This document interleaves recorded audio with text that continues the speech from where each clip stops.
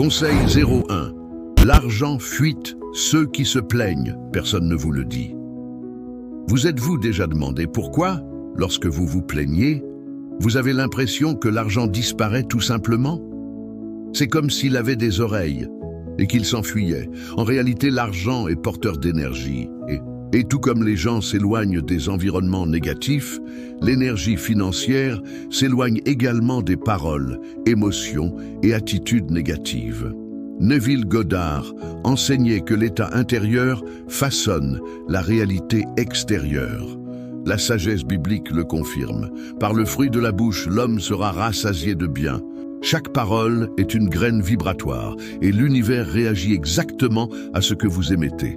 Lorsque vous dites « c'est difficile », l'argent disparaît, rien ne fonctionne. Vous activez un champ énergétique de pénurie et l'argent réagit en s'enfuyant. Voyez les choses ainsi. Si vous traitez constamment l'argent avec peur, colère ou ingratitude, vous créez une atmosphère spirituelle qui repousse la prospérité. La loi de l'attraction est infaillible. Elle amplifie ce que vous ressentez et dites. Neville Goddard a dit « Tout dépend de l'état dans lequel vous vivez ». La Bible fait écho à ce principe. Qu'il vous soit fait selon votre foi.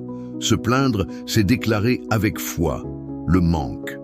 C'est comme programmer sa réalité pour répéter la pénurie. C'est pourquoi tant de gens vivent dans le même cycle.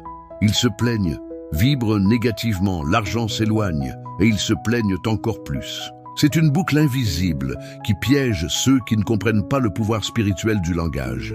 Imaginez maintenant l'inverse. Au lieu de débiter des mots sur le manque, vous commencez à semer la gratitude. Au lieu de vous plaindre de ce qui vous manque, vous remerciez pour ce que vous avez. Au lieu de dire « c'est difficile », vous déclarez « l'argent coule à flot dans ma vie ». Ce n'est pas de l'auto-illusion, c'est un changement de fréquence. Neville Goddard a enseigné qu'il faut présumer l'état désiré comme réel avant de le voir. La Bible dit que le faible dise « je suis fort ». De même dites « je suis prospère ». Je suis abondant.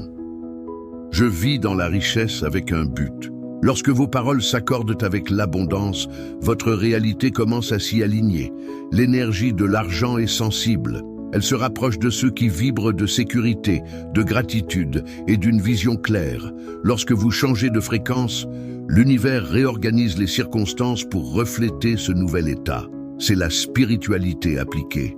L'esprit, la foi et l'action travaillent ensemble. C'est l'union de la sagesse biblique qui nous enseigne à exprimer ce que nous voulons, avec la mentalité moderne de manifestation. Ce n'est pas de la magie, c'est un alignement. Vous devenez un aimant conscient pour la prospérité.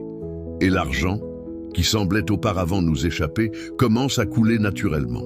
À votre tour d'agir, fermez les yeux, respirez profondément et déclarez avec foi. L'argent coule librement dans ma vie. Ressentez cette phrase comme une vérité, pas seulement des mots. Imaginez un courant de prospérité dorée qui traverse chaque recoin de votre existence. Votre foyer, votre travail, vos relations. Cette énergie réagit à la clarté et à la gratitude. Dès aujourd'hui, chaque fois que vous avez envie de vous plaindre, remplacez-la immédiatement par un acte de foi. Remerciez. La gratitude ouvre des portes que la plainte ferme.